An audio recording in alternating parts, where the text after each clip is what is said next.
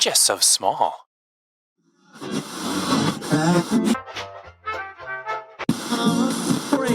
Where it just jettisoned. Hey there, this is the Small Stuff Podcast. My name is Kyle Roebuck. This is the intro.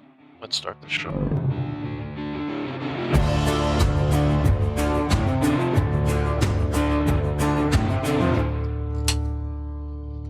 Poor timing on the on the beer crack there. It was almost as soon as I unmuted your microphone. It's like button press, beer Go ahead and crack. get mine out of the way then. Welcome to the podcast. That was everyone. great. All right. So, Was it bad timing or good timing? oh, you know what I just realized? You're going to have to replace part of that intro. Why? I did the wrong one. Should I? Nah, we'll leave it. Fuck it. Whatever. It's nerd. You know what it is. Fuck it, we'll do it. Oh, Yeah. it's not the nerd stuff. I didn't do the intro. nerd. See, that's what I'm Should we saying. just- This would be I one think of you those. should just do it again. Like we just No, sit no, here in that silence. was too perfect. That was too The beer perfect. crack timing was Oh, pretty. no, I say we keep it. I'm saying we just right Oh, like now, in real just time? Right awkwardly now. sit Yeah, here in awkwardly. silence. Yeah, sure. We're gonna do a Yeah. second intro, kind of We're- like we're Batman doing had it a again. second We're doing it outro. again. I have to remember which button it is now. Shit. Let's see how Which many one is of it? these intros we can do. Hang Okay, on. hold on. Oh, that might be it. That might be it. Is that it? That's not it. That's not it. It's got to be this one. Gotta Okay. be the blue. Everyone, Science I'm not going to workshop. mute us. Just be quiet. Okay.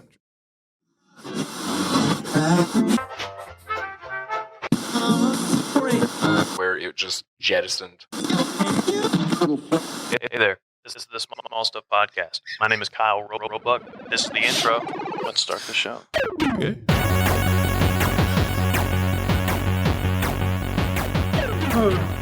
Shit. Well, that was worth it.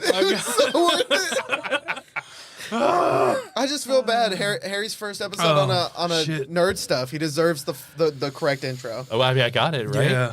Yeah, even though that's still not like, I still wouldn't call that the intro to this show. Like, it's still like a prototype that I just threw together in like 5 minutes. It's one that you were like, you're like, I was you like made 80s you game made it, and music. you're like, Bright, what do you think of this? I'm like, oh, it's good, and you were like, but I think I'm gonna change it. I don't know. And then by the time it wrapped around to the first nerd stuff after, you're like, well, I made this, but I haven't really done anything with it. We'll see. And that was 3 months ago.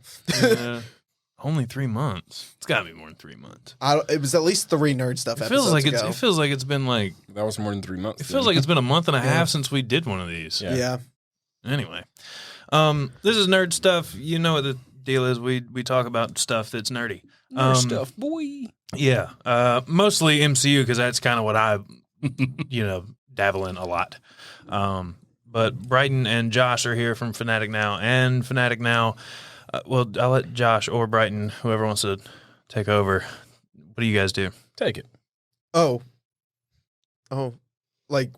I guess we're a YouTube channel. Like, Smooth. okay, That's well, real smooth, Skippy. well, you were just like Fanatic Now from like All right. Fanatic Now from like yeah, cool. I'll let them do it. I was confused. I didn't know. Was I supposed to be like talking Fanatic Now? Should I just start this oh. whole thing? Just hit the intro again. Do you have a third intro for this segment? Run the Tales from the We'll come back Shadows to intro. we'll come back to Josh and Bryton. But you guys know who they are. They've been here a few times at this point. Harry was on the podcast a couple weeks ago, and he owns Blue Ox Games and also calls himself a nerd. I think geek, interchangeable. I don't know. Nerd, geek, Yeah, all the things. whatever. Just don't call me late for dinner. Oh, okay. All right. I don't know what that means exactly. Hey, call me whatever you want. Just don't call me late for dinner. It's an old. It's an It's an old person saying. Yeah. Okay. The elder I apologize. statesman of this Fucking podcast. kids. I don't know. And somehow Kyle is still the oldest person in the room Yeah, like physically. with his chewable Tums. Yeah. I probably should go get those. It's a little late now. We're live. Yeah. Well, not live, but I- we can still take things out. Thank God. I don't remember what I was saying. Harry's here, Josh is here, Bryton's here. We all watched the Batman right before this so that we could talk about it, and that's probably what we're going to talk about for about 30 minutes. So if that's all you want to hear, stick around for that long. If you want to hear more about random shit, probably like Moon Knight or something, because I'm pretty sure somebody copied some shit somewhere because Batman and Moon Knight seem oddly similar. I want to talk about that. See? You hear that? It's going to be a good one. So Until you fucking read it. Hang in. Yeah. Yeah, they're fucking identical until you read it. Or All look at right, it. hold on. I got to finish. Make sure you follow Small Stuff Podcast on Instagram and follow Small Stuff Media about that with OB Smith. Follow Fanatic Now on Instagram. Also, make sure you share the podcast with whoever you'd like to share it with and whoever you think might be interested. And check out the YouTube channel. Make sure you subscribe, like the videos, share the videos. I think that's everything. Go follow Blue Ox Games. Sorry, Harry. I forgot. Yeah, Blue Ox Games. All right, now that's it. So, Harry, you're like the freshest one. Like you saw the Batman last night. I saw it yesterday afternoon. Yeah. Yesterday afternoon. Yep. It is a movie. It is about the Batman. Yes. I believe he's a DC heavy Comics spoilers. character. Heavy spoilers, by the way. Yeah. Yeah, we're not holding back. Yeah, Batman is in this, heavy, just so you know. spoilers. We're not holding back at all. Yeah. So, I liked it. That was good. It's kind of it's an interesting movie. It's definitely simultaneously different from all the Batman movies, but the same kind of dark vibe going on. Yeah. Which will be my beef with it, I think. So you're mad it's too dark. Man, can I just get superhero Batman? Just a little bit, man. Just So you want him like dealing with Green Lantern with rings and shit, like fighting some gods? yeah, man. Like I liked him punching some parademons in the face and doing that stuff. I mean, he was a little murdery before that in the other movie. Wasn't really down with murder Batman. But yeah, I was excited that we were getting a little more of a different Batman than we'd seen a lot in the movies. You know, I think we've to a degree mined a lot of this before. Which is my only beef with the movie is that we're kind of back in that dark Gotham, rainy I like. set. Yeah, I feel what I'm hearing is you prefer like the not theatrical, but like not so down to earth, realistic Yeah, it's like Batman. I love that. I like being able to go, yeah, that makes sense. I could because in my head I'm like, that means somebody in Chicago's getting their ass whooped by somebody with money and gadgets. Because like, why not? Like that's probably happened. Yeah, I would like to see what Harry's talking about in a movie as well. But DCEU has never succeeded enough in stringing together a stretch of movies to get one storyline to that place, I feel like, properly. So they keep having a reboot and reset and all that. And I feel like it would be awkward to reset him at God level. So I'd like to see him at God level. I mean, but I don't want to start there. I get that, but I don't think at the pace they do these, we're just never going to get there, right? Yeah, because like they it's continuously reset. I mean, Yeah. and honestly, I think it's I don't know if this is the case. This is my supposition. I feel like sometimes a lot of the DC movies are just a little ashamed that they're comic books.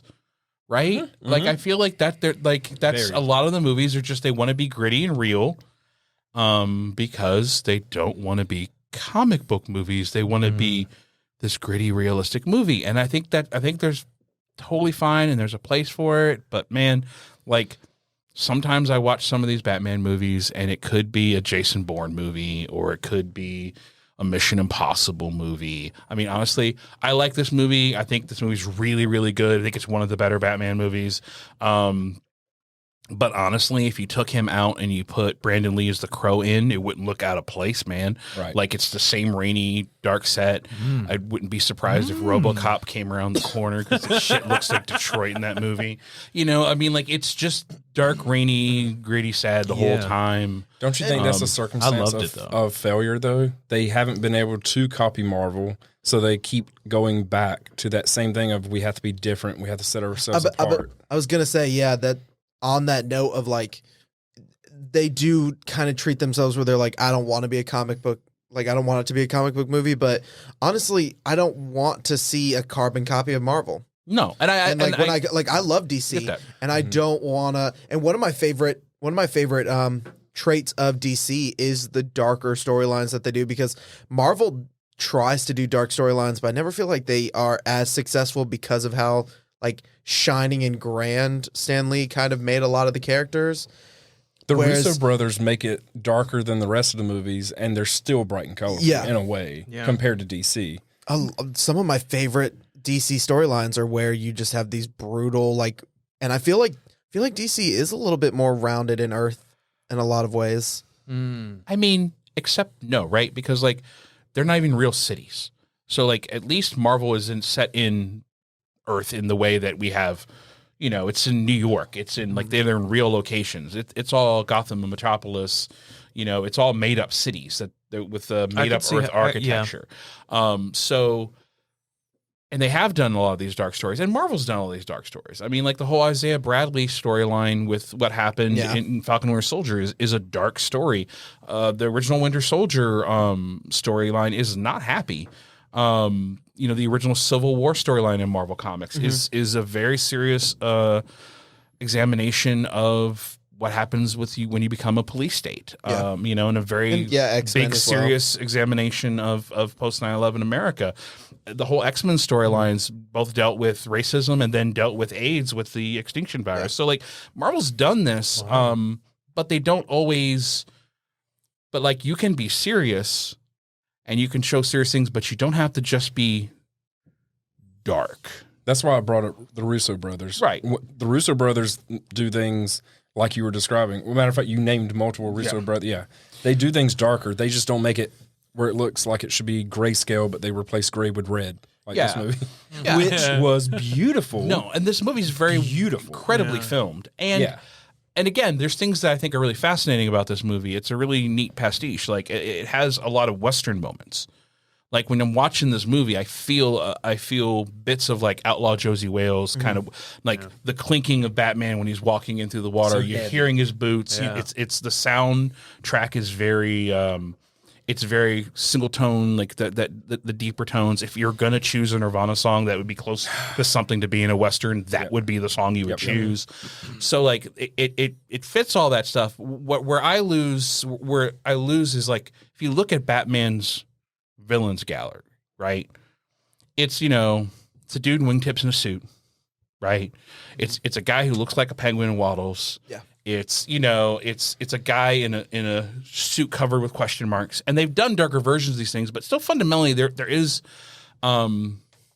aspects to it that is over the top. Yeah, and we lose all that. We lose a lot of that when we pull it all the way back down to real, and there's nothing wrong with the realistic versions. I just feel like we've already seen all the realistic versions, right? And like they'll build it up, like you said, and then we'll take it back, And I don't now. One thing that's fascinating is to see a Batman that's in year 2, right? Like this is the Batman that's even Batman Begins was early Batman, but he'd been through some stuff. He fought pretty well. Yeah. They advance you through him emotionally and mentally and physically, everything. They push you through his journey pretty quickly. Yeah. Here, we're seeing him mess up. We're he's fueled on adrenaline literally at one point. And rage. Hold on, green adrenaline, or as we literally talk Venom, most likely. Yeah. So real quick, before we go too far down this rabbit hole, because we're going down it right now. Let's climb back out for a second. I want to go around and like everybody, like your kind of overall rating of it, like how you would think about it. We can use you guys as a scale if you think that we can pick up on it. You're familiar with the comic book grading scale, right?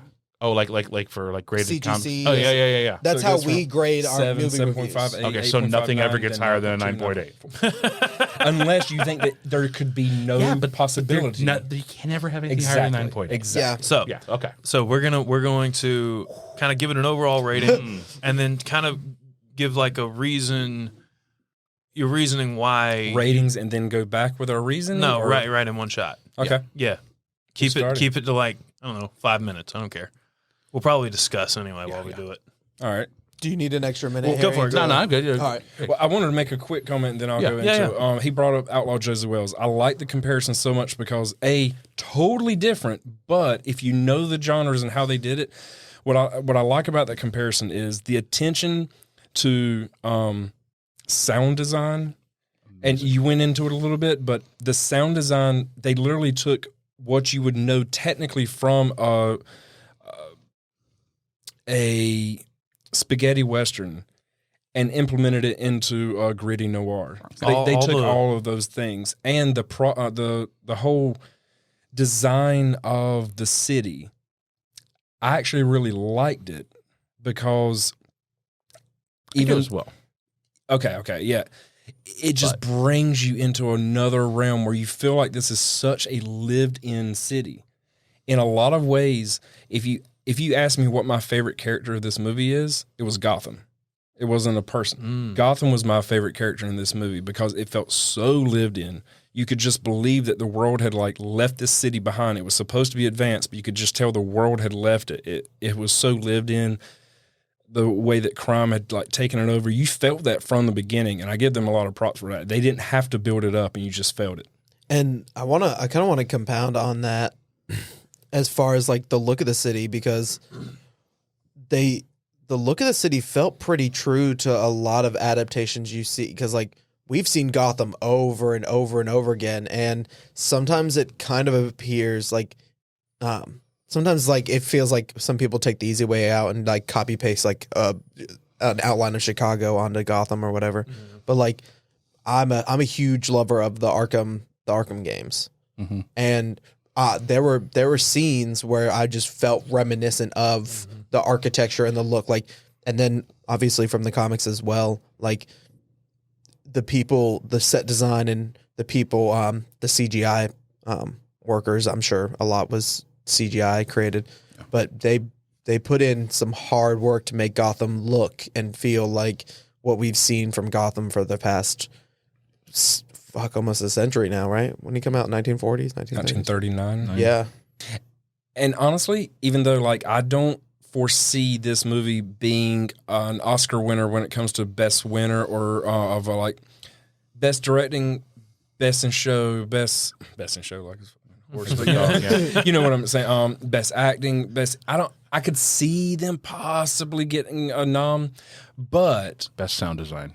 And possibly production design are two things where I legit, even though it's early into the next Oscar season, I legit could see this winning Oscars in those side type of categories. Honestly, though, it does make a lot of sense why it got the AMC like artsy award thing. Yeah. Like they just like at first I was a little bit like, oh, all right, whatever, and then like it's beautiful. It's beautifully filmed, and there's lots of little things that I think are really really well done, like little bits of stuff that fit really nicely. And some of the camera angles while they're shooting. Oh, the cinematography was fantastic. Cinematography is just honestly, everything you see and hear is near perfection. The story has some issues. But to tie up the last thing about like spaghetti western comparisons and stuff, one of my favorite things, oh man, I'm trying to think of his name, the guy that did all the directing and music and stuff for those spaghetti westerns. I know, whatever. I know you're talking about. I would not even want to hazard the way that he'll choose 2 or 3 songs and you hear it throughout the 2.5 hours. Beats it right into you, but it feels perfect. Ave Maria, basically the remake of Imperial March, so that he wouldn't get a copyright. You caught the Vader chords inverted. Absolutely. And then the Nirvana was done twice, I think, that same song. Those 3, I know there was other and it was music. altered. There's an altered version of it. I think it was 3 times. Yep, there was, 3 times. Yeah, because I think it was 2 times fully of the original. I think there's one where they did like a little instrumentally kind of altered version of it. There's other, I don't know if the soundtrack probably has like 15, 20 songs listed. There were 3 songs that you're just cemented in, and I love that. No. I love that about it. It's a great... It's called a motif musically, and they really, it's like, they did a real good job. Whenever Batman is walking onto scene, you hear that boom, boom, that you have that kind of deep bass thing. And so even when you don't, like, there's things where like someone looks and like they think he's there and he's not, you as the watcher know he's not because you haven't heard it. Every time I feel like I'm like, yeah, I'm going to do really good in one of these. I don't. Like, I don't feel like that halfway in, because you guys think about this shit so much more than I do. And I'm just I used like, to write movie reviews. So you watch all your new rock stars and you come in and you're like, I'm prepared. It's not that. It's just like, even watching it, like, as somebody who I'm a photographer and I make videos and stuff, and I'm really into cinema and all that. You guys are just describing it far better than I would. I'm just like, dude, I really like the way it was shot. Like, it's really nice looking. But like, I think there's differences in the technicality, right? Like, so like I mean, I could break it down, but I just haven't. break it down, but you haven't because you're coming in it just purely to enjoy it, and that's great. I think that's an amazing way to come at it. This is a therapy session now. And Ennio Okay, buddy, Morricone. we still love you. Ennio Morricone. I had to look up his name because one of my favorite, like the way that he handles the music and everything in those spaghetti westerns. Because otherwise, those were shitty movies almost, and he made the little changes that made them epically classics that will never die. No, absolutely. Like it's we're still making those movies. We're still adjusting those movies. I mean, and look at Logan. Look at The Mandalorian, and that's honestly like that was one of my my arguments about some of the things where I say this is a pastiche and it's a bunch of stuff put together. Like, honestly, some of these scenes feel like they could have come out of The Mandalorian. Like you know, and Jon Favreau has been very open Mandalorian is a about spaghetti it is a western in spaghetti space. western in space. And that's exactly what he wanted. He wanted to be out of Rim, just like out in the West. Like that's the whole concept. And so this feels like that, and I get that, and I think it works for Gotham. It does. Gotham is the black sheep of the cities, right? Like, you know, in the DC universe, they're the ones It's no like central city, no metropolis, like not these shining. The only place that is worse than there is Bloodhaven. Yeah, Right. And it's like, you know, if Gotham's the armpit, Bloodhaven's the taint. You know, and that's just kind of where we are. And so that's you know, that's why I think it's really interesting that you mentioned it, right? And they go into a little bit. I did point that out when we finished watching the movie on Monday. I was like, "Oh, fun fact about Bloodhaven!" Like, it sucks.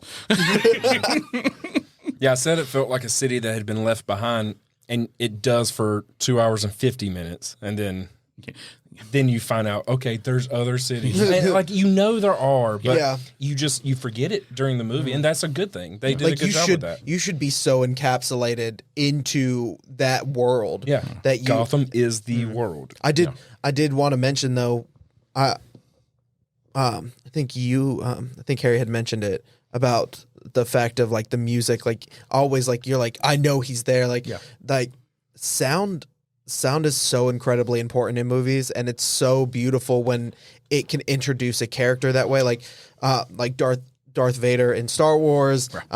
It's used a lot in The Mandalorian, like when you hear like that, like I can't replicate it, but I don't know what that was, but it was cool. Yeah. I mean, But- that was pretty crystal clear. and then and like I'm huge into video games, and that's like sound is everything. Sound is sound. Horror movies, if you took the sound out of horror movies, They're dumb. they're done. Yep. They're just completely stupid. You're watching like, why is it you just walking down a hall? Yeah. All the tensions in the music, all of the everything's in the music. Yeah. And that's super noticeable in a horror movie because you're like, oh, like you without this music, but when it's done in every other film, it kind of goes under the radar. And a movie like this that can pretty much bring it to the forefront of like this, the music is so incredibly important. The sound design is so incredible. It just was so perfectly executed. So now we want to do the reviews. Let's do the grade. Yeah. Yeah, let's do the grade. All right. 30 minutes in, boys. All right. I've only seen it once, and I don't prefer to give a grade until I've seen something twice. But based on one viewing, I'm going to give it an 8.5. Okay. It is a movie that 30 minutes into it, I was ready to give a 9.4, 9.6. I feel like the first 30 minutes of that movie was perfection. From up and down, I loved it. I'm like, okay, this is where we can really build from. I feel like there's perfect scenes, the sound design from the beginning, the fighting from the beginning, the music, everything just brings you in so perfectly. And I was so excited, so excited. I was already in the back of my mind telling myself to shut the hell up. You can't already say that this could be as good as The Dark Knight. It's only 30 minutes in. I was having to like hush myself. Then we get to the end of the first act, and I'm like, okay, one of my favorite things that they've thrown in here that I bet a lot of people won't catch unless they read the comics is his journaling was this internal dialogue, internal narrative that happens in the comics, and we've never gotten that in a movie before. So I was like, oh my God. I hope the first act begins with a lot of that journaling. Like you get enough of the first act, then you get the journaling, then the first act ends. The second act starts. I'm like, here we go. He's going to journal again. We're going to get 3 parts to a journal, and it's going to feel so perfect as 3 acts.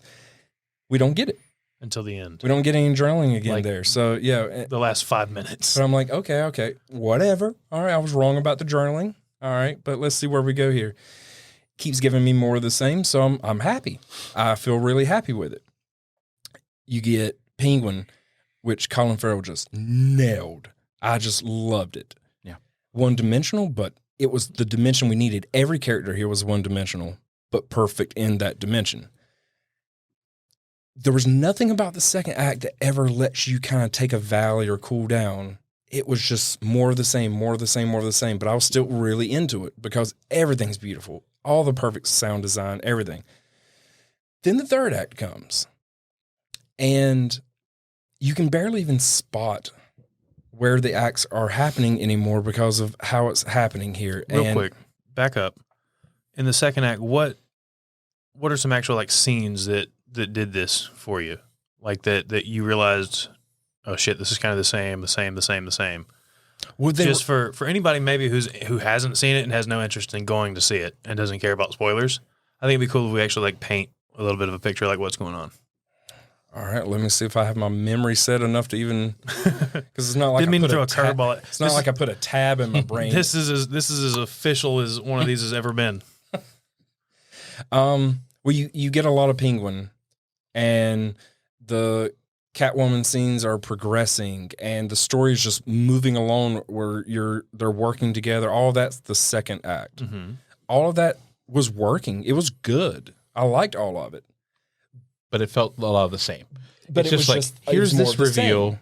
Here's this reveal. By the way, you get to the next reveal. Exactly. And it didn't. There were good scenes. They were good scenes. They're very well. The movie's incredibly well acted. But you cannot give somebody 3 hours of something and it's, oh, here's a good scene. I'm going to do it a different way and give you another good scene of it and another. You have to work the way like one of the things I had mentioned this to Bryton. Aristotle said a long time ago that to create a whole, you have to have a beginning, middle, and end. And a lot of like movie reviewers and everything, when they talk about 3 acts, people that, no offense, but like don't really know what they're talking about with the detailed breakdowns of a movie, they're like, you're just saying 3 acts because you want, like I've had somebody tell me like, you talk about acts as if you know what you're talking about. The reason for acts is important. Like the human brain works psychologically in a certain way where it needs rest to have impact for the highs. It needs up and downs. And you can't have us worrying about whether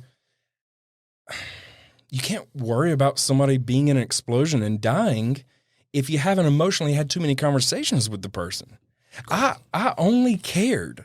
Like Bryton gasped and they're like, he can't die. He can't die.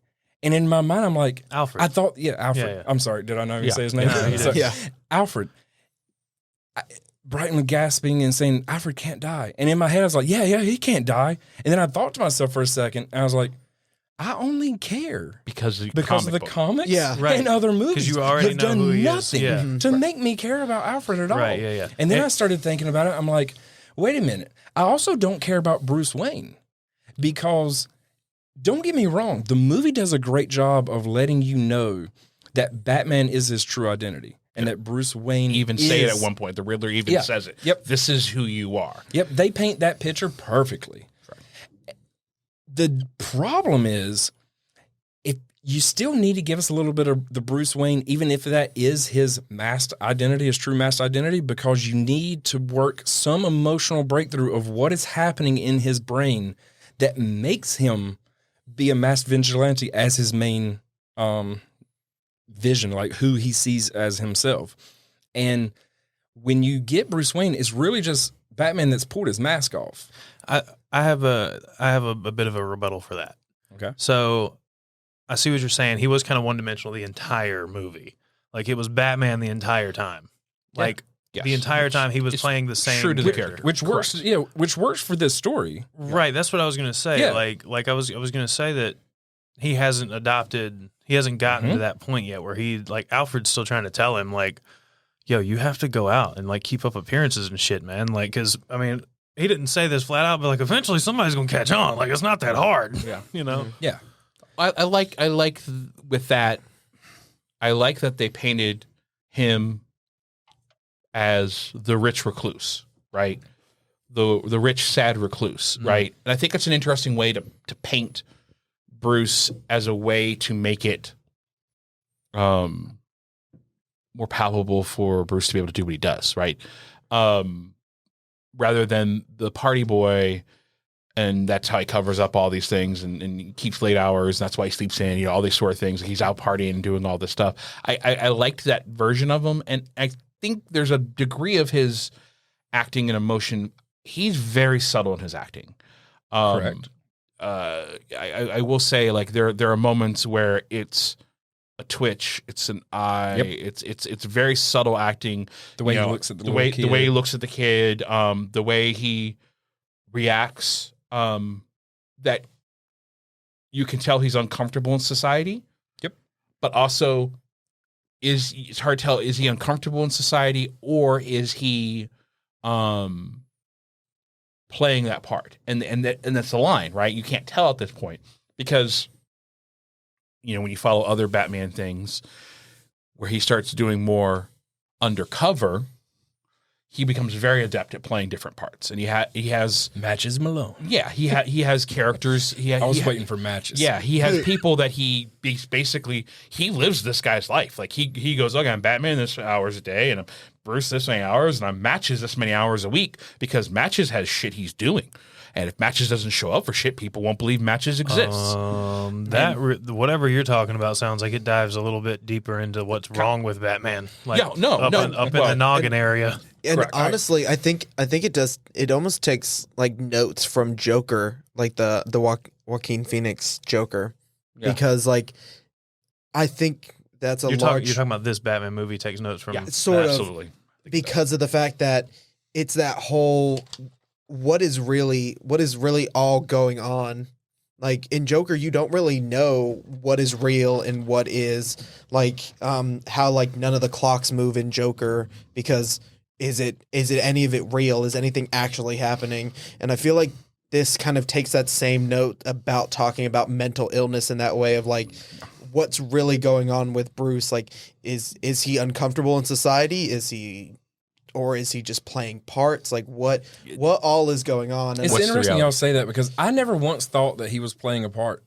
The whole time I'm thinking this is someone who has mentally and physically progressed to be a grown-ass man, but emotionally he's the person from the scene that we didn't get, thankfully, again. But from when his parents died, we got his parents dying through a different style of story, which I loved with the story here. possibly future Nightwing. Hold on. What? What? We'll get to that. Yeah. Maybe a future Robin, then future Nightwing. Right? We have an orphan child, and we don't see the mom again.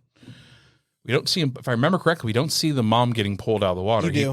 He pulls the child out, and then they pull the mom out, and the mom helps the kid walk. Okay, Yeah, I did not see the mom. Okay, I was thinking so too. The mom was right noticed beside. that only because I thought it was funny that Batman pulled someone out, and then this guy who'd clearly been standing there just was like, "Oh shit, we can pull him out. Okay, cool. I didn't know, man. I didn't want to I didn't know if it was like an insurance thing, or I didn't want to hurt myself. I don't know." That's what that looked like. That guy's a union member, and that is clearly not his job. I mean, they're up north, so they Clearly, yeah. Because they have establishing Bloodhaven, that's where Nightwing ends up going. I like how Bryton was like, no, we're not doing this. I'm not cutting around all this bullshit. But none of it works out in my head. I was trying to play off the fact of a possible Robin, but They'll never give us Robin again, honestly. The mayor's last name was not Grayson. And No. I agree though. I would rather have a Nightwing movie. Catwoman's not the mobster's daughter. Like, that's Huntress. So, like, they merge those characters in some degree. You have to really change things around for Robin for it to work for live action, because otherwise it's child abuse. Yeah. Yeah. I mean, Honestly, I would just prefer skip to like a Nightwing. Hit Girl was great. Movie. Like Hit Girl in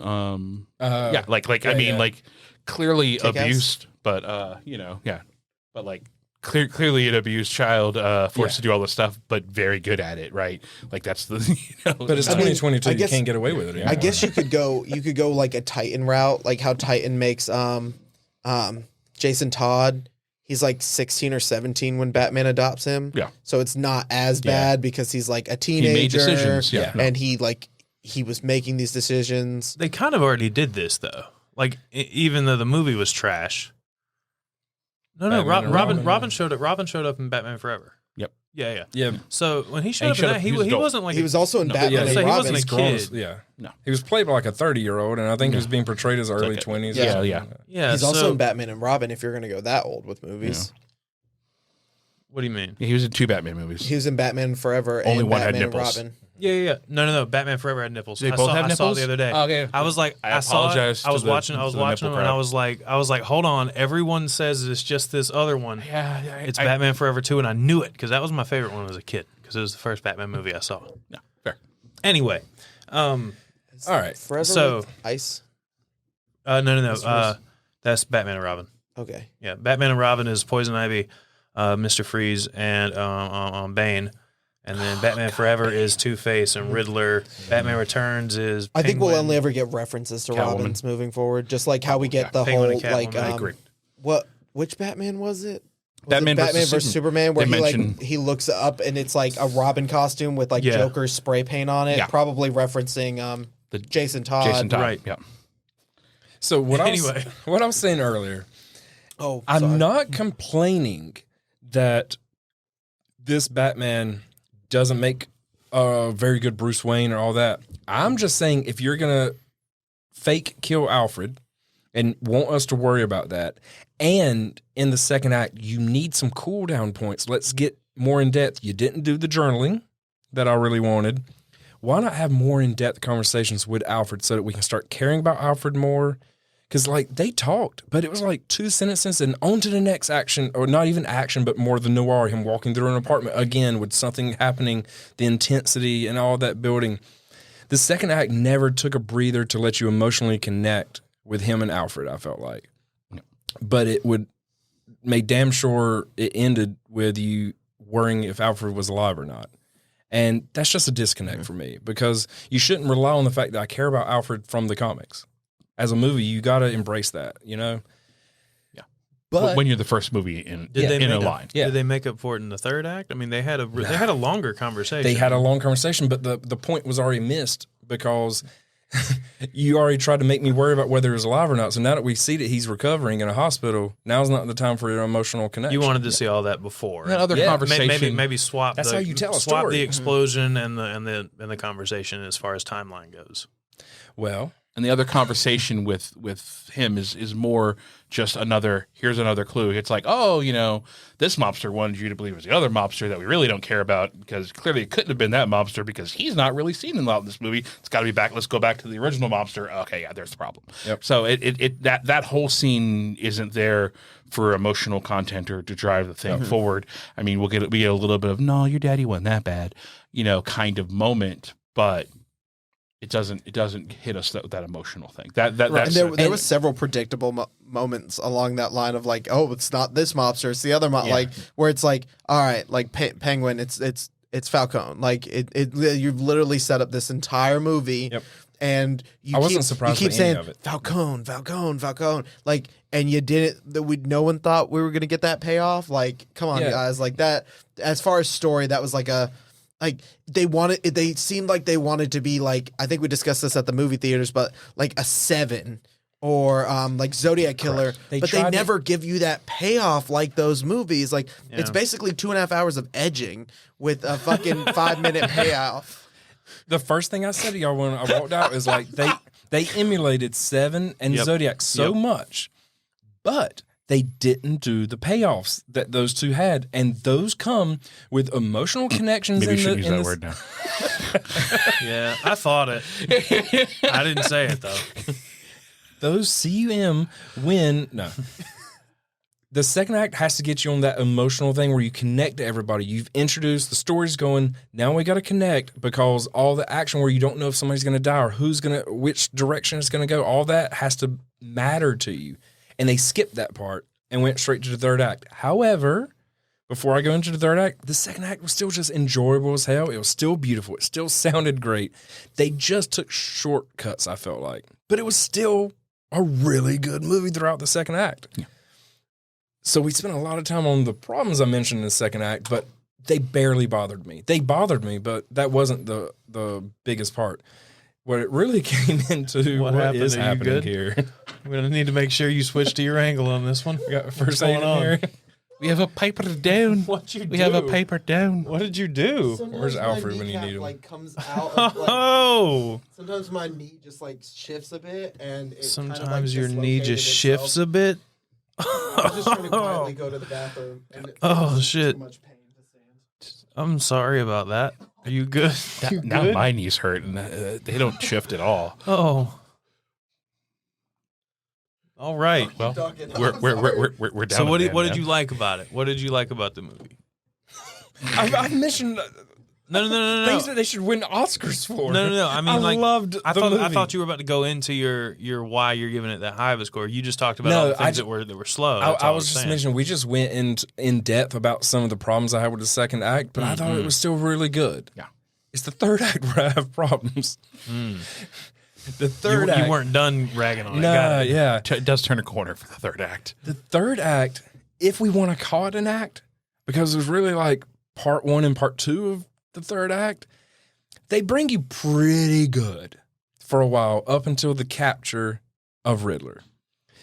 And to me, I had seen so much of Seven out of this movie. Like, you could tell that, like, when they caught Riddler, I was like, he wants to be caught. Yeah. He wants to be caught. Yeah. This is perfection. I got like goosebumps. I was like, oh, her head's not going to be in a box. What is it going to be for this movie? What is it going to be? What is it going to be? Because What's this is in going to this be box? amazing. Yeah. They go into the interrogation room. It's a great scene. I'm like, oh God, it's getting Really there. good It's scene. getting there. Like The I'm actor in that was hyped. great, actually. The, Yeah, the yeah, Riddler Dano. actor Yeah, Dano. Yeah. caught me off guard at how good he was in that scene, actually. He was exactly what was asked for that role. Like, he pulled it off perfectly. And up to that interrogation scene, it got me hyped again. So I had the issues with the second act, but then like the third act had me going. I was so excited. And I remember looking over at my clock and thinking, there's like 30 or 40 more minutes in this movie. What the fuck? This is awesome. But then the payoff wasn't quite there for me, because as good as that scene was, it had this whole thing where you find out that he's been like, right afterwards, you find out that he's been like building an army of people, but it didn't have the setup like V for Vendetta had, where you're building up an army, where you see hints throughout the movie where you should have been figuring Very it lightly out. done, and- yeah. It's the touch on that's real yeah. light. Yeah. And then when they do show up, I wanna disagree that point. I think you do see it a bit. I see it. I think you I'm see not it a saying bit it's more. not there. Okay. I'm saying they should have done it better. Okay. In V for Vendetta, when you Yeah. see his building of an army, the whole movie just wants to give me a tingles where you're just like, you can feel it. You know that they're pulling on his side. Mm-hmm. And I get that V for Vendetta almost makes him a protagonist, even though he's a bad guy-ish. Yeah. And this is staying with an antagonist. So that's the difference. But I felt like they could have done more things, more hints throughout where you're like, he's winning people over. Like, just better Because I'm gonna scenes say with it. you get It's to not see that like you- several like scenes of Yeah, like they protesters that are like, people are like, yes, he's doing the right thing. Yep. Even Catwoman, Even Catwoman says, she you know, like, yeah, Selena gets convinced like Pretty Little he's- Rich Boys. He's just Yeah, doing what rich we're white guys like what we're Bruce doing. Wayne. I'm not saying the hints aren't there. I'm saying I don't think they were just very impactful scenes. All right. Yeah. Y'all, everybody seen V for Vendetta? Yeah. Throughout the movie, don't you just get kind of Oh, like you ooh. feel the tide that's you feel the rising you see tide regular behind him. regular people sitting at home watching the news, like Well, I mean you that can just see it in their eyes. that's Natalie Portman's character too. Is she's indicative of Yeah. the change in the common person, right? Yep. So, you know, like she is that she's the face of that change. She's the in your face part, but you're constantly seeing Seeing it in scenes the that are background. impactful. And I just don't feel like the scenes were impactful. We knew he was gaining support. I didn't really care. Okay, so Yeah. it's more. It's not so much about the I just felt like usage they of did a bad it. Just job of it. it just wasn't impactful enough where you were Right, like right. where you're like convinced like, oh, like he's there's some more shit that's about to happen, even Right. though he's captured. Yeah. So maybe I said that wrong, but yeah, I saw hints throughout. Like you see, They're it. light. They're light Yeah. touches. Like Yeah. you know, you get the scene at the funeral where the guy's sitting there talking to him. Was like, yeah, you know, really rich prick. You know, he's doing the thing. He's talking to him, and then he's like, hey, wait, do I know you? And he's like, And Bruce that one Wayne. pays off And some. that gives That you a one pays payoff off, with yeah. that. With you do see that You guy get again. one payoff out and of you- it. The others, that's I the guy don't- he beats the Yep, shit out exactly. That's what I thought. that's- I wasn't sure, but I was His like, was- I his feel was like there's a pretty beat reason up. we're Yeah, getting a close That was up a good of him. one. Yeah, and So so he had one impactful. So, but like even those that are what was, I meant though. I felt like there should have been 4 or 5 of those in the movie. Things that come back Yeah. that has impact, and he had one. Yeah. And at that point, I feel like there should be this grand type of thing where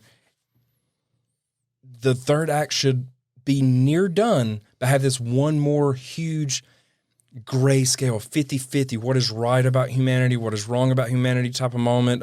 Dark Knight did it with the 2 boats. You know, that type of moment. Instead, they decide to break the noir feel, go on a 15 to 20 minute full action. The colors weren't the same. The shooting wasn't the same. The cinematography wasn't the same. The whole Madison Square Garden or Gotham Square Garden, the ripoff of Madison Square Garden. But no, honestly, it's to me the vibe that location gave off was the Superdome in New Orleans. It had that Katrina vibe for me because of the water, or? because of the water and because of the abandonment, right? The idea of how Okay, long yeah, it took yeah. to get help, and like I thought, and the just meant the commentary layout. on the Yeah, on the poverty stuff. But yes, you're saying Yeah. the Madison Square, the way it dives down and everything. Yeah, Now, that scene has really good graphics, really good fighting. It's not a bad scene. It felt so out of place for me. honestly, In a yeah. second part of a third act, to finally have 15, 20 minutes straight of action when before it's been very gritty, ground level, all of that. I don't know. It just kind of took me out of the noir feeling. And then he lights his flare and it's right back into the moment again. It just felt like you just watched 2.5 hours of a movie. They took you out of it for 20 minutes. Then he lights a flare and you're like, oh, he's the beacon now. So now we can go back to this is that movie. It just felt out of place. I think it's more of a progressive break than you're just saying where it's just 20 minutes where it just completely breaks. I ponder if it's something like a buildup of where, because after that moment is when he realizes that he can't just be vengeance. Vengeance isn't going to get anything done. I wonder, because we do get to see more and more action as it goes on. They like achieve that because the guy says, "I'm vengeance." The whole fighting with Penguin, like that scene's not dark, gritty noir as much as like the rest of the movie. But that whole like car chase and That's everything, the most Western part of the movie, actually. yeah. But I don't feel like it's as noir as the rest of the correct, film. yeah. But it Right, is yeah. it is more wet. But it still fits. But I'm saying like I feel like this is a continuation of like slowly breaking.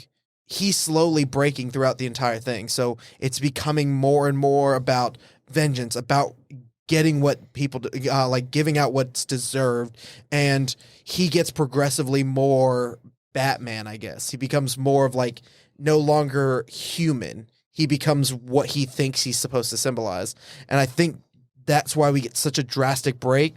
And when that dude's like, I am vengeance, like, and says it back to Batman, that's when the switch to back to the noir we see at the very beginning of the film. Yeah. Of switching back to, no, I need to regress. I need to go back. So I could be completely wrong about that, but No, I feel they have the I got- emotional payoff at the end. I get a little bit of a different vibe where you feel like Right. it was just a crash, like a brass, just immediate moment of where it completely. I feel like it was a build up to that moment because I feel like there are a few ticks along the line where you're like, oh, this is a little bit different from what we've been getting, and I feel like that just transitions more and more. No, I hear you. I think Like- the fight scene changes. It I does. I think the fighting changes significantly. Like, honestly, that Batman, I didn't know like is why did he suddenly become so good? Like, that's my question, right? Like, he's not blowing shit up any other part of the movie, right? Suddenly he's got all kinds of explosives. And he's not swooping. He's not in. swooping He's in, always doing the stuff. He's slow always walk, slow the walking. Western feel. He comes in and starts just like doing the, like when he fights the group of Jokerites, Joker guys, right? The Joker gang kind of guys. Those obviously have had some influence from the Joker. we talked. I said they remind me of it like Bane or Black Mask followers. That's why I was like, but with the ending, obviously we're all spoilers here. Obviously, the ending we have the Joker in Arkham next to the Riddler. Clearly, someone put him there. It most likely was the Batman. Most likely in year one, and the Joker we've seen in multiple instances now. We saw in the Gotham show. I wonder if getting that influence into the city. Because this isn't connected to the Joker show at all. I don't think the movie. Yeah, I don't believe so. I don't think so. And the actor didn't look like it. And it looked like if it's tied to anything, it tied more to like the cut face Joker look to it. But so we have those sort of Joker. But when he fights those guys, he's fighting that crowd, and how he fights them isn't the same as how he fights this other crowd of guys. He comes in and he's flinging around and jumping and grabbing wires. He is Year Batman. 5. He is Batman Justice League Batman, right? For that fight scene until he gets shot in the chest. Which I liked that realism of, hey man, I don't care how good your body armor is. You get a 12 gauge to the chest at 2 feet. Speaking you gotta of fly that, back and be like, what about the grenade he takes to the fucking face?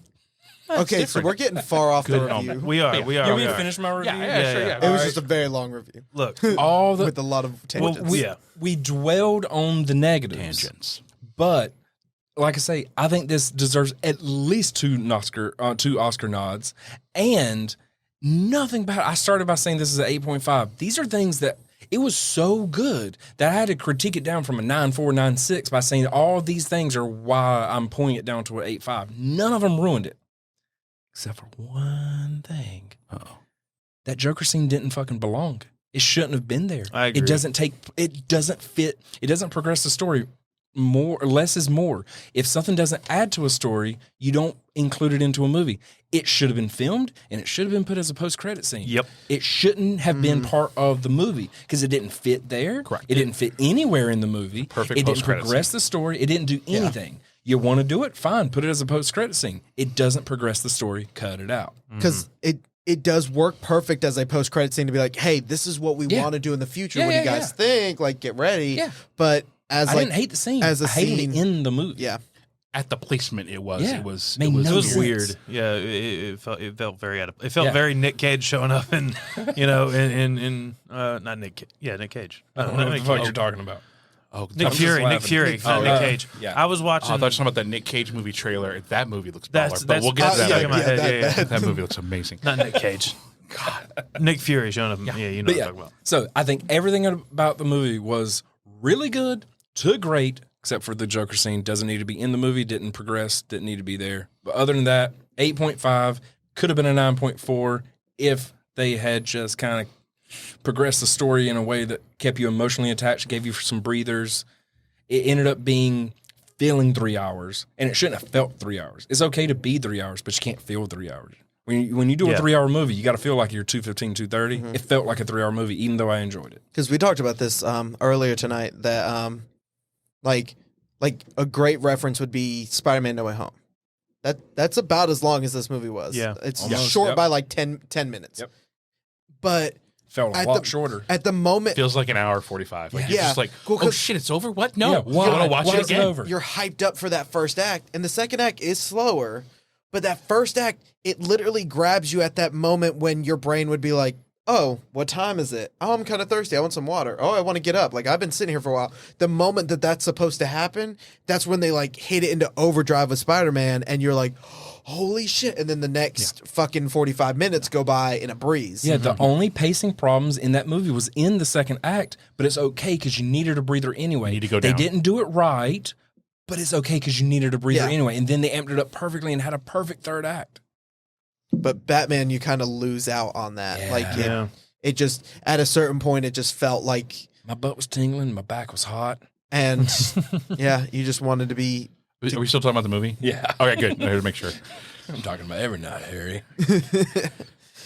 Oh no, I feel unsafe. Josh has a vertebrae that's kind of popped out a little bit. Oh, nice. When he lays Okay. down in his bed, he gets hot, and he can't feel his legs. You said your butt Nice. got tingly, and it was hot. Yeah. Yeah. Yeah. Anyway. So are we on me? Yeah. My grades? Okay. If we're doing the grading system, I'm gonna do a little lower. I'm gonna give it an 8.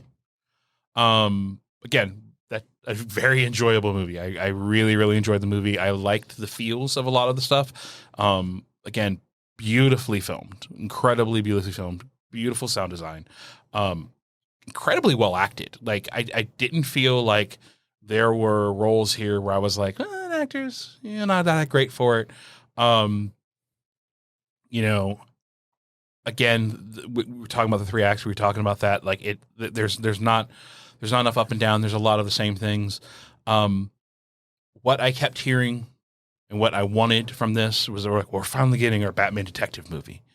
And he's the fucking worst detective in this movie. like the Penguin literally was like, oh, world's greatest detectives. And you're like, yeah, man. Like, he's like, you don't even speak Spanish? Like, come on, man. And like, that moment is perfect because it's the problems. It's one of the problems of the movie is that It's like year 2, Harry. He doesn't learn Spanish That's what I'm yet. saying. Yeah, I Like, mean, He's a sophomore. it's a different kind of Batman. no, Like, and that's fine. But this is his detective movie, right? And so I want him I get that. being the like what we get. We always get Batman punching people, right? And this is supposed to be the degree of Batman punching people, but it's supposed to be a little different, right? This is we're going to get Batman as a detective in this. He's going to be solving the crime. He's coming in. He's looking at the crime scene. He's doing his Sherlock Holmes. And here's this line over here. Take a picture of this. He's doing that stuff, right? And he's investigating, and he just kind of fucks it up a lot. And like, if it wasn't for people just kind of telling him, by the way, that's a floor tool to put tuck carpet in. Like, he's like, oh, tuck carpet in. There's carpet on this floor. Maybe I should pull the carpet up. They gave you the detective vibe without giving you the detective. Yeah. And I'm like, and so it's like, I'm like, no wonder crime's so bad in Gotham. No one's a good detective. This is the smartest guy in Gotham. Yeah, this is the world's greatest detective. This world needs better detectives. Yeah. Right? Like, did no one read Sherlock Holmes growing up in this world? Arthur Conan Doyle die as a child from dysentery? Like, what happened here? We don't get this. And I would argue that the reason we got that story, the reason we got it the way we did, is because if there are more of these, they'll all be set up the same way. It'll be the same kind of movie, maybe with more fighting. Yeah, but he'll get better. He'll get better at detective. I'm saying like maybe this was done on purpose. Maybe they're like, these are the scenes you should look for, and just watch him get better as a detective. It's character growth, but it's part of his character growth. I guarantee is him getting better, just like Spider-Man getting better of these last 3 movies. Like, he sucked in like Civil War. He was trash. Like, he couldn't do you shit. think they're pulling a Spider-Man and going to give us 3 Batman movies, but they're all the best origin story for Batman? But like, That would be. But I doubt that would it's be too late. It's hilarious. Spider-Man's the kid that walks in off the street and beats up the Winter Soldier and Falcon at the same time. They weren't expecting him to be like what he is. And that beat their ass. They expect them to get their ass beat. That's an excuse for the first time they landed on their ass. I'm gonna say Spider-Man whoops their ass multiple times in that film. Yeah. Like, it's not You like, know what I mean, though. It's not like he just catches them by surprise. He's not as good as being Spider-Man. He's not. Well, I mean, like he's not at all. Yeah. I mean, and that's the whole evolution we get. We get him evolving to where he doesn't need the tricks and gadgets. He's back to the suit, right? I'm hoping this next Batman movie, if there is another one, I'm sure there will. They're be. gonna for do. damn sure. We're gonna have a Penguin miniseries. It's Right, not greenlit, so there's reason for wonder. Right, but but come on. yeah. So I hope this next one. I kind of hope they work through all this like underwater city bullshit in the series. And the series, is that a word? And then in the second movie, make it like a few years later and give us another Batman story we've never gotten except for like an animation. Do you want to hear version of, my you know what theory? I mean? Like, and make him like he's been doing this Playboy like sort of persona for a while now. So like we get it. Like he's good at that. He's still working on his detective work. He's not a 30-year vet. Yeah. Something like that. I get that, and like I like that. Part of my problem is the detective stuff. My other fundamental problem is which goes to what you're talking about, is like, how am I supposed to care about people? There's just too many damn people in this movie, right? Like, there's too many villains. Like, I know some people are excited because we get to see all these villains, but I'm like, let's have a little bit of people to focus on. And like, Penguin is great in this movie. Mm-hmm. He is great in this movie. He's like 3 5-minute speeches. in a 3-hour film. That's all he is. I didn't see him as a villain in this. I was about to say, I we don't had see one him as- villain in my head. It was Riddler, and then everyone else was just supporting cast. I mean, Penguin, I'd Kyle? argue in this is an anti-hero. Kyle, I don't agree with you often. I agree with you now. Like, Penguin's an anti-hero in this. But he's important, right? Like Yeah. he's an important character that we don't get. He's a bad guy in the city, Right. but he's not a villain. And even the way they're trying to portray him as he's this worthless, this underling, this blah who's kind of blah, but like you never get that vibe from him. No, I didn't buy that. You don't. And just the way he behaves, I don't ever believe this guy's ever been an underling to anyone. I feel like this guy has cut a lot of people who've talked junk to him, and so like they're just the whole Selena backstory is good. It's neat. I feel like you could take the Falcone part and the Selena part, and you could pull it out of this, and and do that detective story, and it would have been great. It would have been cleaner. It would have been, Yeah. and I feel like you could take this Riddler and this, and made room for emotional. and you could have taken this Riddler storyline and this guy who, because really what this is the whole Riddler storyline is a class warfare storyline, right? And that's why I get the vibes of Katrina. You get the vibes of, you get these sort of class warfare vibes that were touched a lot in the third Batman movie, the third Nolan verse Batman movie, right? With Bane coming in and going, hey, kind of F the elites kind of thing, right? And you have that whole vibe, and you have this sort of military militia kind of vibe going on there. That's a whole storyline. That's a whole depth to a movie with more emotional content, more thing. And you get that from the Riddler, because the Riddler's the guy that's going, poor Bruce Wayne, everyone's talking about you as the orphan. No, an orphan's, watching another kid freeze every winter. An orphan's 30 kids in a room and the rat's nibbling on you, right? Which is why he chooses to kill the guy with rats. Like, it's these little things. That's a whole storyline. This other thing's a whole storyline, and we get just bits of it. And that's the problem I have with the movie, and that takes it lower, is that like I don't get to have enough emotional content for any of these things. I agree. I mean, I almost care as much for the maid that picks up the phone as I care about Alfred in this. Right? If you're just watching the movie, and you're setting aside the fact that I've always loved Alfred, because Alfred just doesn't take no shit from They relied from on Bruce. us already caring about Alfred. And I don't think that's a terrible decision, but I think we needed more, right? Because I think we needed more there. I don't think it's a bad decision, because it's no different than us than them trusting that we know his parents died and we don't have to show that again, right? It's the Spider-Man. We don't have to kill Ben every time. Sometimes we can let Ben die off camera. That's a good point. And so I'm okay with it to an extent. But one is a visual scene. The other is an emotional progression where you have to see where they are in their relationship because it changes. Correct. Here's You don't get here's enough my, here's conversations my with argument them. Yeah. against that, and why I think that they're fine doing what they did. I think they're fine with it. Bryton gasped. No. Audibly gasped. I looked at him like, yeah. No. I think I accidentally, like, I kind of gave it away. Yeah. I like tapped. I was like, it's okay. Like, shit, fuck, damn it. You were the way he was about Aunt May beforehand, like, yeah, she's gonna die. Oh man. I don't even care that much about. I was just like I was shocked. Like, Shocked that they're gonna do it in this movie, that they're gonna take him out that early in the career. It wasn't so much of a Alfred. It was more of a That's a bold damn. move. That's a like, bold move. Let's Alfred. kill Alfred this early. That's my point. Is They I trust guarantee you a lot of people. Like I was like, there's no fucking way they're killing Alfred. There's no what. Not this early in the He didn't franchise. survive that shit. Yeah. He did not survive. Yeah. Oh, okay. Yeah.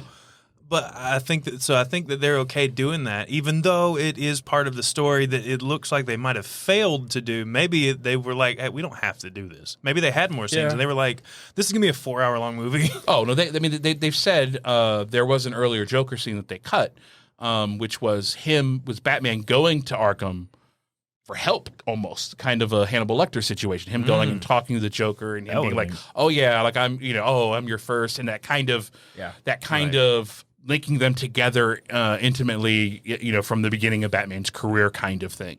If I had to bet, there was more Alfred and more. I bet there were more emotional scenes that got you more connected to people that you should be connected to. But We're they gonna were get the kind of Reeves just cut. It's gonna be 38 hours long. Yeah. they're hanging on our knowledge, prior knowledge. Yeah, I think that's we fair. know that these are important characters. We've been seeing them in movies. Even if you're not a Batman fan, you've been seeing them in movies and in pop culture forever at this point. And like I think it's okay that Penguin has 5 lines. No. Because we are getting a TV show coming up. He and killed Penguin, every single Penguin one of them. wasn't I was about to say he Penguin- crushed it. Oh yeah. Penguin wasn't an important character in this. No. I think we build these characters up so much sometimes that you kind of have to step back and be like, they're supposed to be just a regular person. Like Oswald Cobblepot is not the Penguin. He's the Penguin. He's Cobblepot. He's the guy who owns the Iceberg Lounge and is a person who works for Falcone. And he may not be a lackey like we'd imagine a lackey being, but he still just works for the guy. I feel like sometimes we build up these characters a little bit more than because we're so like intimately familiar with them, and we're like, well, God, like there's so much more to the Penguin. Like he's so much more complex than just that. Like why'd he only get 5 lines? And it's like, well, we're going to make a TV show about him, or he's not important right now because this story's not about him. And we're making a point to show that it's not about him because he doesn't really matter because Falcone's still in the picture. Like, I don't know. And I get that. I do get that. But the problem I have with that argument, and is where I think this is the problem. One of the problems of the movie is like, if you're going to truck with the fact that, okay, you are going to care about how I feel, you're going to have feelings for when we try and kill Alfred because of your prior knowledge, then by golly, I'm going to also have that prior knowledge about Penguin and Catwoman and all, and I'm going to have all this prior knowledge with people, and so I need more from them. You can't, you can't butter one side, not the other. I think it depends. It depends on what you. The only argument I have for it that fits it is I think it's whatever you hold them to, whatever standard you hold them to. So if you're like Bryton, you're like, yeah, the Penguin's just a guy. And so Brighton's cool with it. If you're like Penguin's like super cool. Like I really wanted to see more of that. Then you're someone like you. Well, see, when I saw Penguin as he just nailed the little bit that he's in. We'll get more of him.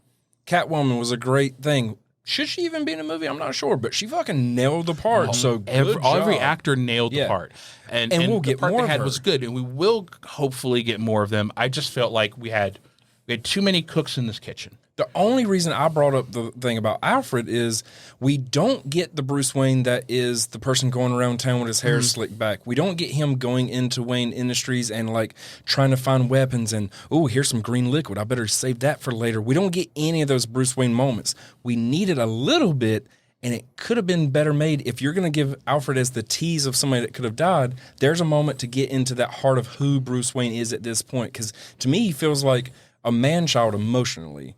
He's physically and mentally advanced, and he's emotionally right where he was when his parents died. And Alfred could have given us some more impact on that, or the journaling could. One or the other. We needed some more emotional connection. To play devil's advocate on that note, maybe it's because we're not supposed to feel for Alfred. Because let him die. Well. So here's this argument. Yeah, no. So us as the audience are the Batman. We're not seeing the world through the eyes of the Penguin. We're not seeing it through the eyes of Catwoman. We're definitely seeing it through the lens of We're Batman. seeing it through the lens of Batman. He doesn't care for Alfred. He makes a point of that Until he almost dies. I think that's why it can be slightly less meaningful, I guess. Like, we're supposed to be like, okay, it's Alfred. Like, he's the person who takes care, like, because why does he matter? He's not Bruce's father. He's not, like... angsty teen moment. You're not my father. But, and Bruce makes that very clear. Yeah, he does. And so, if you look at it from that angle, we still don't get enough Alfred. I get that. But I'm just saying, to play devil's advocate a bit, it's not... We're not getting more Alfred only because that's how Bruce wanted it. He doesn't want more Alfred, so it's not until Alfred almost dies that he realizes, like, maybe I'm starting to take all of this vengeance. And that's where I stand by that. You start to see the break. Around. You start to see that break of, maybe vengeance is too far. Maybe all of this, like all of these feelings that I've been building up for, because I agree with you. I do think he's like a adult man-child. Mm-hmm. But I think that's where the breaks start to happen. That's where you see the cracks form along Batman, along Bruce Wayne. Could I have a watch? And that's why you get to beautifully said. And with what we ended up as the payoff, you're 100% correct, and it proves that. I'm just saying, as a storyteller, it could have still been made better if you did some stuff. But I agree with your analysis on it is perfect. No, and I really like the point that it being advocate. Well, I mean, but also the point that from the start of the movie, we get it. We get internal monologue narration / journaling with Batman, mm-hmm. and so that this is our narrator for better or for worse in this. The one thing that I really liked about this is, as much as I complained about the gritty, the dark, this could be anything. They did throughout have little fun touches that were subtle. Yeah. That homage lots of things, like you said, just Gotham, how Gotham kind of felt like a mixture of all the Gothams we've seen from Arkham Knight, from the Batman the Animated Series, from all the movies. It kind of felt like a lot of that together. Yeah. I liked we had the little William Shakespeare. I'll wait my turn. You like? I like how they had the little William Shakespeare figure from the old Adam West show. I'm talking about a different shot, but yeah.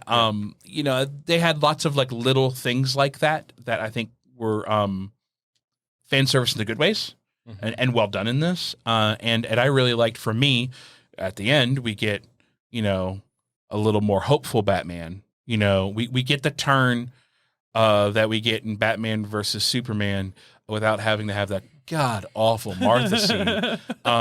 Dear Lord, his mother's name was Martha. Oh no, we're both kids of Martha. The Ultimate Edition's better, but the cinematic release was trash.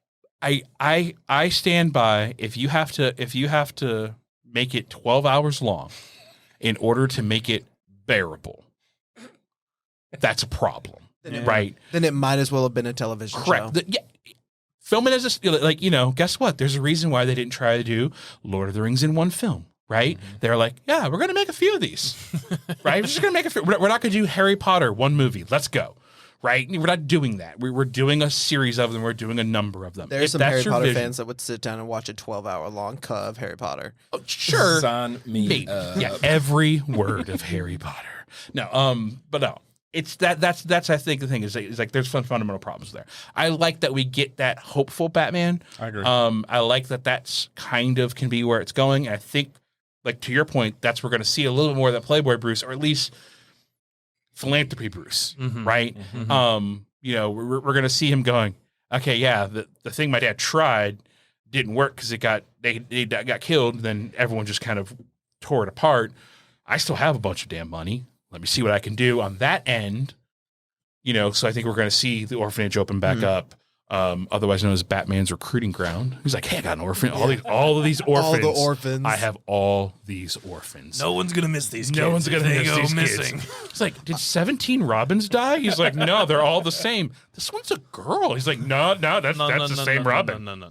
I will say I was a little disappointed when they chose to go with Thomas Wayne still being a good old boy type of thing, because I like the storylines where they're like, man, Thomas Wayne was a little bit more like seedy than he used to. Like it hinted like it could, and then it was like, but he's not really. And I'm like, fuck. Like I really wanted because he gave me these. I think it would have helped with that. I think it would have helped with that, like a relationship with Alfred being like, Alfred's like, the reason I didn't tell you was because like he's a good man who made one mistake. He was a good man who made mistakes, but is that Alfred telling Bruce what he needs to hear there? The gritty realism of this, I didn't love that we had to put Martha's mental illness here as almost a reason. Like now we have an even more questionable narrator for this movie, because is Bruce messed up? Yes. I mean, yes. Well, yeah. We know that. But I mean, there's a difference between trauma messed up and chemically, brain chemical messed up, right? Like DID type of situation. There is trauma that will cause things, and then there is neurochemical things. And now it's like, well, is Alfred even a good guy here? He's just letting this unmedicated guy run around and beat the shit out of people. Like, maybe Alfred should have gotten blown up, right? I don't know. We could figure it out if we got more scenes with him. Exactly. He thinks he's out fighting crime, but like every 2 weeks, Alfred gets a phone call from Gordon. He's like, "Hey man, come Alfred get your, trained him. Come get your guy again." I mean, don't know, man. they do that in a comic That's book. what Bruce tells us is Alfred trained him. There's Alfred said he trained him. there's a great moment. What We're actually- seeing it I'm from gonna say, Bruce's. what actually the entire thing is all in Bruce's brain. Bruce is sitting in and a there's actually bathtub scenes that are cut that are just a 30-year-old man running around in black tights and a mask running around Gotham PD. I'm And it's just vengeance! Like, oh, yeah. I mean, there's a comic book that they did, which was I think it was Last Night on Earth, and it was like a future Batman story they did, and that was one of the things where Batman kind of comes out, and they have an Alfred in there basically trying to tell him that, hey man, all this other shit, all this fighting, all this stuff, you've been in and out of a mental institution. You had a psychotic break again. You do this thing. Some like Shutter Island yeah, shit. exactly. You know, and so there is that aspect. Speaking of mental illness. 8 is my grade. Speaking Nice of transition. Okay. Brighton's next. 9.0. It mostly off of everything that's already been said. Do you want to hear about my plans Yeah. for Batman the Second? Fuck this review. Part 2, baby. Well, like I do we've wanna already get- been let's- reviewing let's- for 45 minutes, yeah. and I've pretty much mixed in my Agreed. Yeah, feelings I with think you so, yeah. guys. So like, there's not much. I put it at a 9.0 mainly because I think overall the movie's pretty damn perfect in a lot of ways. And as we discussed, sound, cinematography, lighting, set design, costume design. Like, I like the feel that it was modern, but it wasn't modern. So it kind of made Gotham like almost timeless. Gotham like, it is didn't always timeless in the best Exactly. A city that had been left behind. The technology was there, but it did not feel like it was supposed to be current. Exactly. Yeah, I So loved it. perfection in many ways, and there were the story. Even though I'm sitting here defending it, I feel like somebody needs to defend it. But I will be Nominated vengeance. it for Oscars. Somebody get my fucking mask. Definitely a Vengeance. very good story. I mean, Yeah, it's it- just and it's overwhelming. But I like it's two one- very good stories. yeah, kind of put together. Yeah. And I think I can make peace with that because one of the things that makes it not a movie that you could just replace put Jason Bourne in is characters like Falcone and Penguin and Catwoman and like Riddler. Like those are what makes a Batman film a Batman film. Yeah. And they can't always be major players, and you can't just be like, hey, here's Batman and Riddler in a city all by themselves. Like, we know that there's a Joker in that city. There's a Penguin in that city. There's all of these characters. We kind of have to, like, what are they doing during this situation? Which leads me to the Batman Part 2. Matt Reeves, you can write me my check whenever. I would love to. You could fly me out. So, I think it should take place more in like, take place kind of outside of like starting in Arkham Asylum, where we see Hugo Strange and Scarecrow. I think Hugo Strange runs Arkham Asylum. I think Scarecrow used to work for Wayne Enterprises, created pre-Venom, something similar. Wayne Enterprises said, no, you should stop making this. And he said, no, fuck you. I'll take my research and leave. Goes to Arkham, works under his former mentor, Strange, starts chemically inducing certain patients, i.e. Bane, not for the movie. I just think a name drop would be good. All while the fresh, new-faced Harvey Dent DA is now riding the coattails of White Knight. And I don't want him to be Two-Face. I think he just needs to be there. And then all in the background, you can have hints to Court of Owls. So Which will Harvey come Dent, but no. But no Two-Face. Yeah. I think that's too far. And as I you agree. said, it's too many characters. But that's why I think it needs to be sprinkles of characters, not like, because these characters are in this world. We know they're in the world. Just where are they? They It can't. It's kind of being like, it's kind of like, you see posters of Harvey Dent, new DA, cleaning up Gotham, and we don't ever have to see the actor. No, you just see yeah, posters. I agree. But How I felt about developing the Penguin could have been in this movie. yeah, and that's an understandable commentary on it. But having posters for Harvey Dent, new DA, cleaning up Gotham, you can have references to the Court of Owls because I think they should be the main focus of a third movie.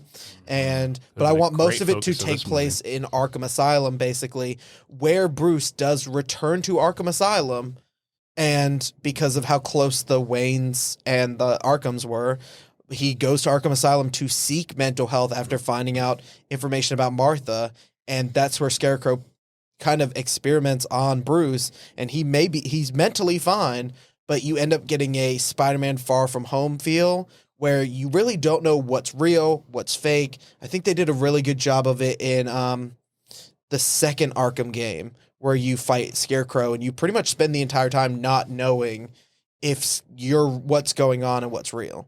And I think that would be really fun. A really fun, really entertaining movie. You could still keep with the dark, gritty noir style. It'd be nice to see Scarecrow done a little bit better. Wasn't a big fan of him in the Nolan trilogies. He was good, but he was a toss-away character. Exactly. He was there as a driver, but he was, again, he is a lackey in that. Yeah, and this would give Hugo Strange a chance to shine too, who's a character we've never got to see on the big screen. No. And again, he doesn't even Great on Gotham though. Yeah. Very well done on Gotham. I liked. And so I just think it'd be nice to have him kind of maybe running Arkham, and he's overseeing pretty much all of these psychotic people like the Joker. And you just have simple name drops and simple like references, but kind of a main story focus on Scarecrow. And I think if it's all taking place in Arkham Asylum, that would be really cool because you would have him dealing with characters like Joker and Riddler again. And just like, so you'd constantly be like, are they free? Are they not free? Is he still in the asylum? And you never fully know until you get to the end of the movie. So, Matt Reeves, if you're listening, you can write me my check, fly me out to LA, and I would love to work on this movie with you. Yeah. All right. My turn? Yeah. Yeah. Yeah, I'll give it a 9 too. Like a 9.2 or 9.0 or a 9 as well. Well, you know what? 9.2 or 9.2 is just as well. Whatever. That's a bold yeah, one. bold fucking statement. Like CGC, that's like damn near. That's I'm near like the mid. grumpy old man here with an 8. I was going to be the lowest, so thanks. I agree with you. It was kind of like slow in the second act, but everything I loved about it like brings it up for me. Like I love mystery style movies, like mystery murder movies, campy ones like Death on the Nile we just saw recently. Really good, by the way. If you haven't seen that, really fun. It's a fun movie. It looked fun. Yeah. The first one, Death on the Orient Express, is also good, but I could see if you watch that one first, I could see how that one would not look as good. But we watched them in reverse, so anyway, watch them in reverse if you're gonna watch them. But I like movies like that, and that's what this felt like at first. It also felt like a horror movie in some parts. Yeah. Mm-hmm. Like, and that's the... How much money did Warner Brothers pay to get that as a PG-13? I don't know, man. Like, They wouldn't let Christopher Nolan show a splatter of blood, but there was a lot of blood in this one. yeah. I don't know. Maybe it's just a shift in society since... I think it's also this movie's so dark it's hard to notice stuff. Yeah, that's a good point, too. I think they paid. Yeah, I mean, I'm also sure that there were some gift baskets. So that stuff brought it up for me. Like stuff like the camera, every camera angle and every way that things were shot for me, that stuff stood out to me, and it was beautiful. One of the best shots in the entire movie is when Penguin is upside down and you're upside down with him, watching Batman walk towards you. That is I love that. It's perfect when he's hanging from that the big screen thing in the Madison Square Garden ripoff. When he's hanging from that, the camera's attached to it and everything's crooked because you're with Batman. I love like that drew me in, like that kept me in the movie. Even though there was points where I was like, "Fuck, man, this is a long ass movie." Like this is just, So too, because I gave it an 8, but I never felt like it was long.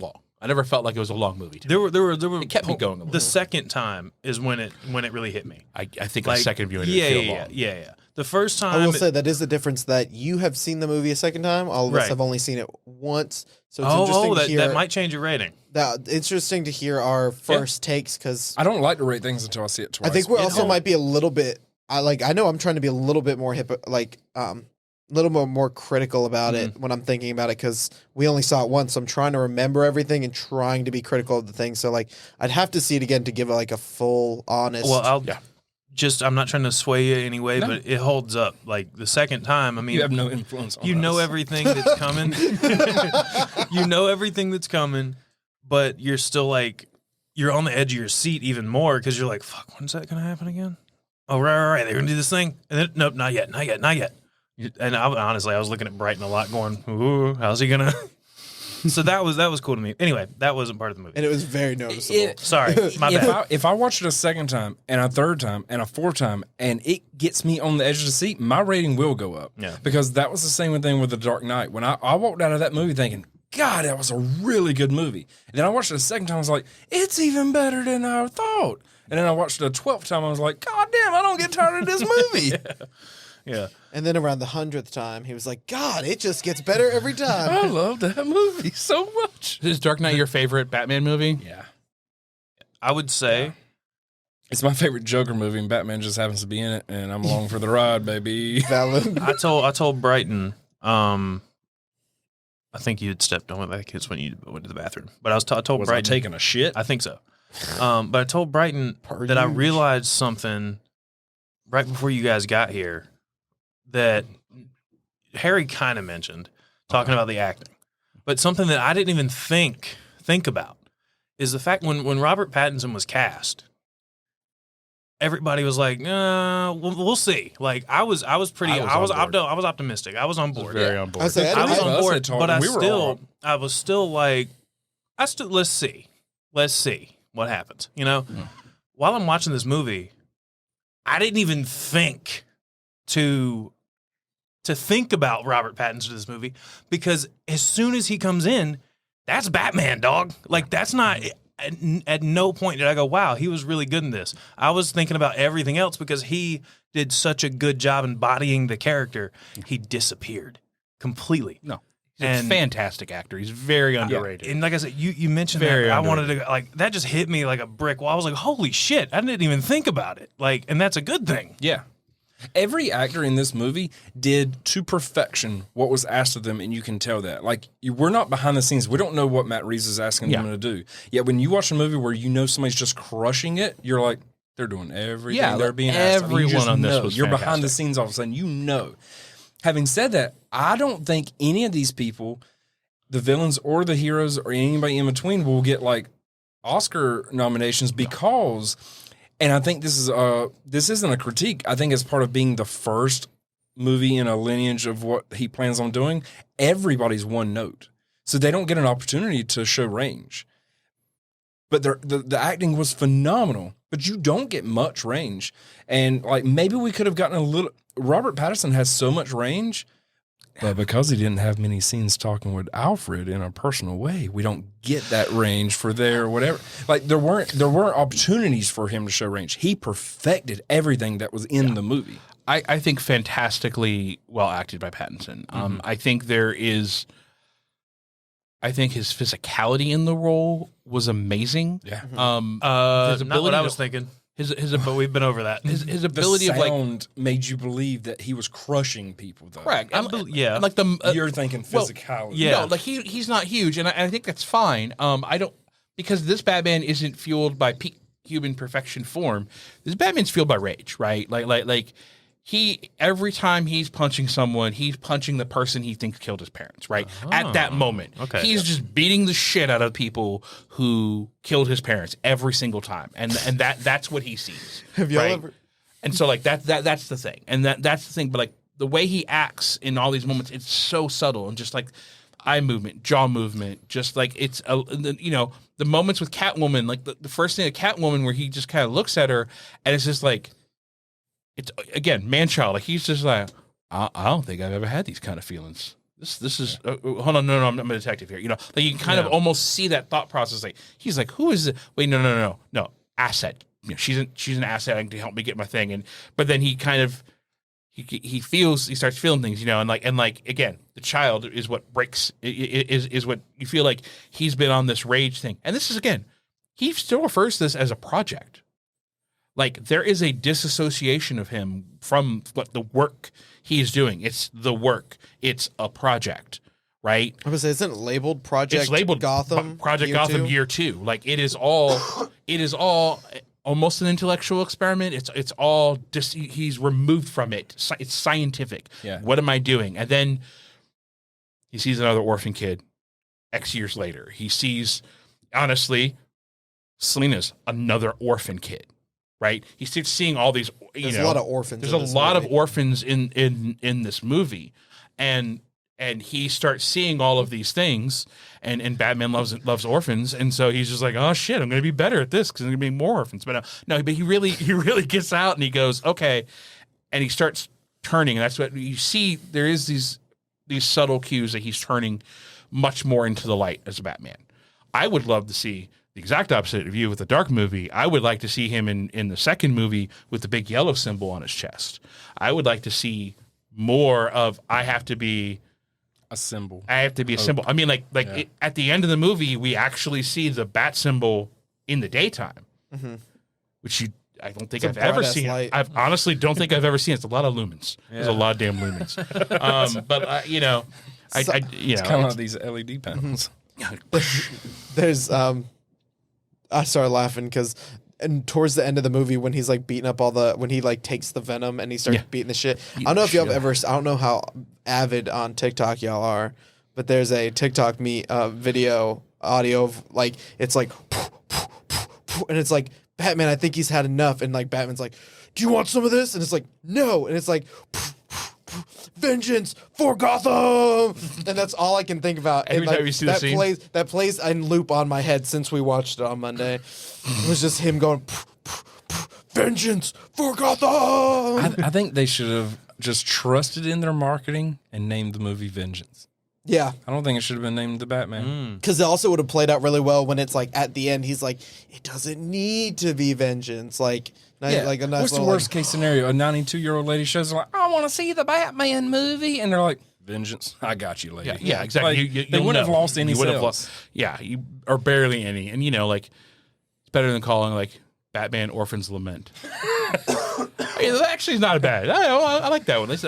That's my new name for it. Batman Orphan's Lament. Side note, I want to point out, I'm pretty sure that this is the second time Harry has said lament on a podcast. I'm pretty sure you also said it in Did the I first really? one, too. Oh, man. Yes. I almost like that word. It's a good word, though. It's a great word. It's a good word. It just It's a made good me word. laugh. I felt strong I word. felt as That'll be having my heard both of them. podcast will be The Lament. Oh, Orphans. I thought you meant Wait a Orphans Geeks Lament. Lament. Wait a minute. No. Don't say, wait a minute, to Orphans Lament. Maybe No. Geeks Lament. He said Geeks Lament. Okay. Yeah. And I was like, that kind of, I don't, That could be a segment when we're sad about things that they ruined, I like it. I like it. Bane. So, Oh, God, Bane in that one movie. Bane in those old Batman movies. He was so bad. Which one? The The Schumacher? the Schumacher Bane. It's just like, Well, that's because Schumacher ruins everything. all right, everybody. Thanks for hanging in and listening to part 1 of our Batman Nerd Stuff episode. If you want to hear more, part 2 is coming next week, and we'll be talking more about our favorite Batman movies and our favorite movie scenes and a bunch of other nerdy shit. Make sure you're following Small Stuff Podcast and Small Stuff Media on Instagram to stay up to date on what we've got going on. Also, make sure you're following FanaticNOW and Blue Ox Games, Josh, Bryton, and Harry if you want to learn more about them and what they do. All the links for everything are in the description and show notes. And make sure you share the podcast with a friend, review and rate the podcast wherever you can, and we'll see you next time.